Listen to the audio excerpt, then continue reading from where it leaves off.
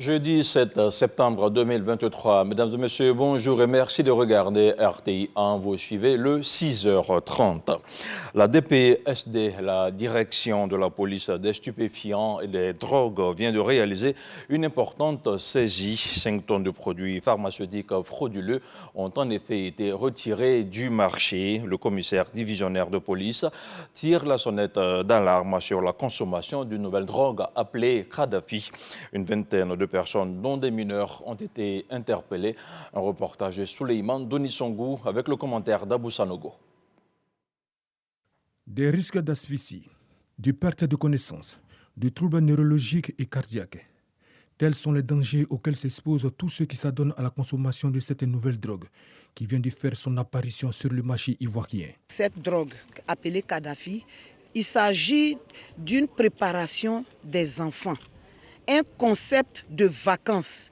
Nos enfants de plus en plus aiment les sensations fortes. Et donc c'est dans cette quête de sensations fortes que les enfants eux-mêmes ont mis cette fabrication sur le théâtre quand ils vont s'amuser et chacun en consomme. Interrogée sur la question de la consommation du tramadol, la directrice de la police des stupéfiants et des drogues apporte des précisions. Comment se fait cette préparation? Vous avez vu le tramadol. Ce n'est pas une drogue. Ce n'est pas une drogue dans ce sens que les lois ivoiriennes ne qualifient pas cela de drogue. Mais le tramadol, 250 mg, n'est même pas autorisé en Côte d'Ivoire. En Côte d'Ivoire, ce médicament, le dosage autorisé est de 150 mg maximum. Et c'est donné sur ordonnance médicale. Se voulant préventive, la directrice de la police des stupéfiants et des drogues, la commissaire divisionnaire de police, Touré Mabonga, exhorte les cellules familiales à beaucoup plus de vigilance. Quant aux personnes interpellées, elles seront conduites devant le parquet. 6 personnes importatrices de ces produits dangereux ont été déjà interpellées par des agents de la direction de la police des stupéfiants et des drogues, puis déférées devant le parquet de Grand Bassam. Dans seulement quelques jours, ce sera officiellement la rentrée des classes pour les écoliers de Côte d'Ivoire. Une aubaine pour les couturiers et commerçants pour se faire de l'argent aux grandes dames des parents d'élèves qui dénoncent la hausse des prix.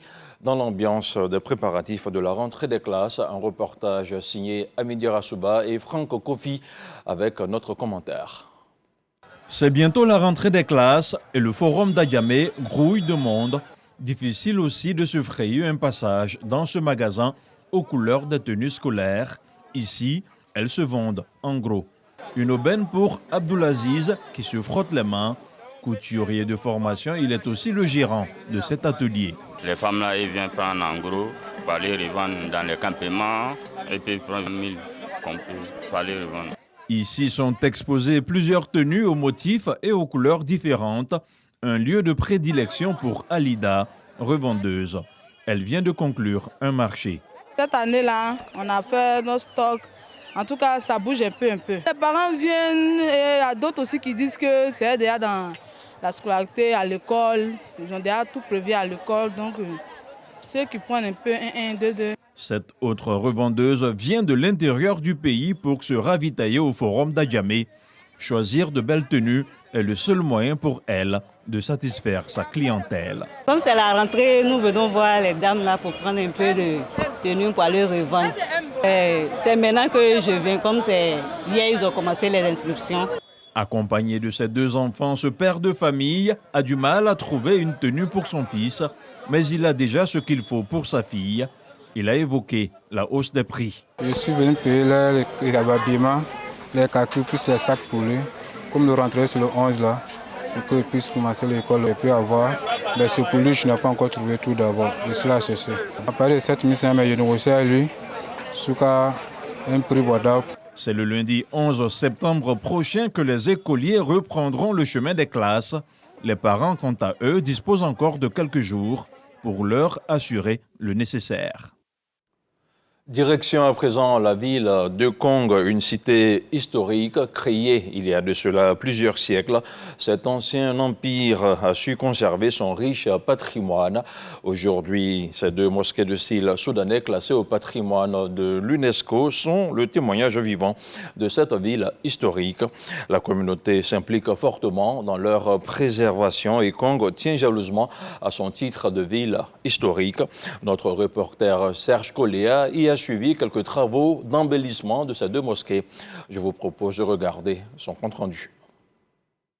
Kong, la mythique cité historique située au nord-est de la Côte d'Ivoire, repose sur un passé glorieux. L'ancien empire garde encore des symboles forts de cette épopée. La petite mosquée, bâtie au XVIe siècle, et la grande, construite au XVIIe siècle, et reconstruite au XIXe siècle après le passage de Samori Touré, tiennent encore la route.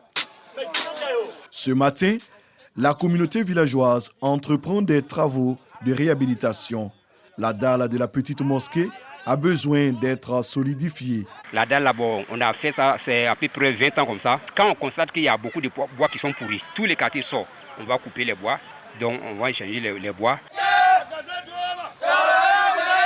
C'est la terre noire, on met l'eau dedans, puis on met le sable dessus, on mélange et puis on fait monter. À Kong, l'entretien des deux mosquées de style soudanais est dévolu aux populations depuis des siècles.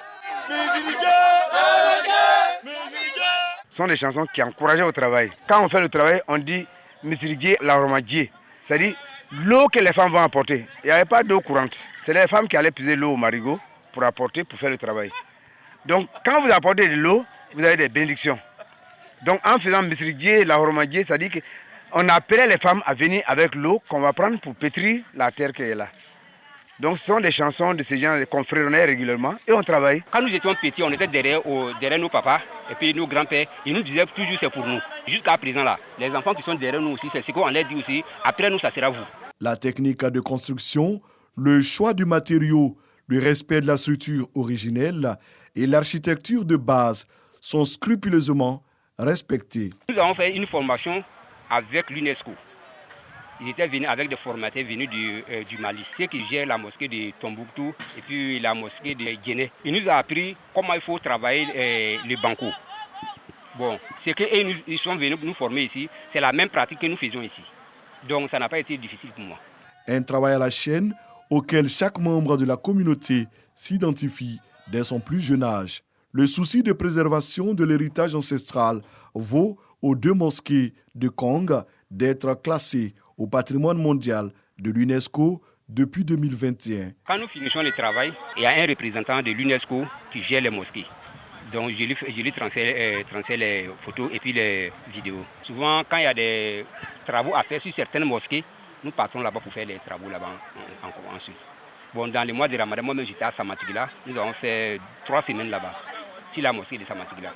L'année passée, j'étais à Mbengue et puis Nambira. Si les deux mosquées constituent aujourd'hui un modèle de sauvegarde de biens culturels, il n'en est pas de même pour le métier des tisserands. Selon le maire résident, par le passé, les tisserands se comptaient par centaines. Aujourd'hui, la pratique est en voie de disparition. Seule une famille continue encore l'œuvre. Les conseils que nous donnons à nos enfants, c'est de ne pas faire en sorte que cela disparaisse. Parce que nous essayons de perpétuer cela à travers nos propres enfants. Et ceux qui veulent venir apprendre avec nous, nous leur apprenons également. Donc on s'arrange vraiment pour que le métier à tisser ne disparaisse pas à Kong et que l'activité demeure le plus longtemps possible. En matière historique, je vais d'abord dire que le tissage qu'on voit partout pratiquement en Côte d'Ivoire vient de Kong. Mais les jeunes s'intéressent de moins en moins à cela. Nous allons essayer de fédérer ceux qui veulent le faire pour qu'on puisse les replacer dans les quartiers ou alors on va créer carrément un centre artisanal de tissage.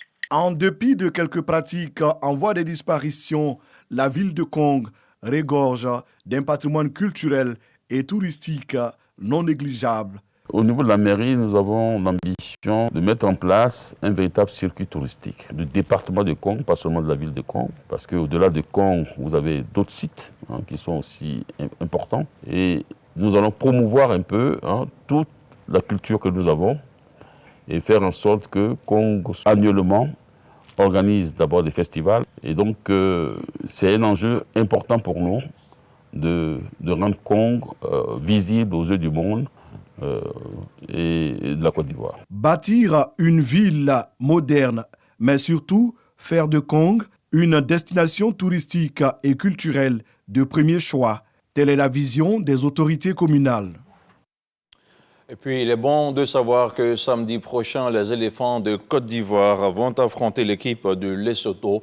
La rencontre s'inscrit dans le cadre de la 6e et dernière journée des éliminatoires de la CAN 2023 qui se tiendra ici en Côte d'Ivoire. À San Pedro, le préfet de région, accompagné des autorités locales, a visité le stade Laurent Pokou.